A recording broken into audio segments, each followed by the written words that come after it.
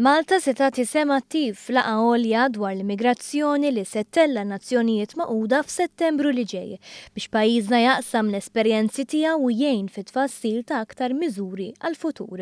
Il-Prim Ministru Joseph Muscat wiegħed dan lis-Segretarju Ġenerali tan-Nazzjonijiet Magħquda Ban Ki-moon f'laqa bilaterali.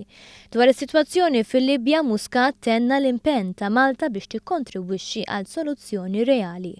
Min-naħa tiegħu Ban Ki-moon irrimarka li l-mod kif pajjiżna qabad il-kwistjoni tad-tibdil fil-klima mitmun waqt il-laqgħa tal-Commonwealth kienet importanti biex jintlaħaq il-ftehim storiku ta' Pariġi li issa qed jiġi uffiċjalment iffirmat.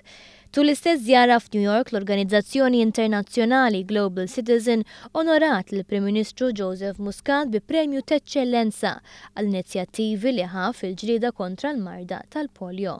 Fix-xhur li għaddew il-Prim Ministru kien minn ta' quddiem biex jitkellem dwar din il-marda, tant li f'avveniment internazzjonali il-Global Citizen Festival fi New York f'Settembru li għadda għajjem kuxjenza dwar il-bżonn li din il-marda tinqeret.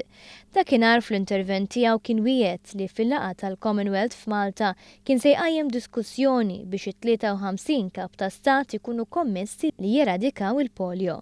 Xi ħaġa li ġrat ftit tal-ġimgħat wara meta l-polio tpoġġiet fuq l-aġenda tal-Commonwealth u nkitbet paġna ġdida fl-istorja ta' din il-marda.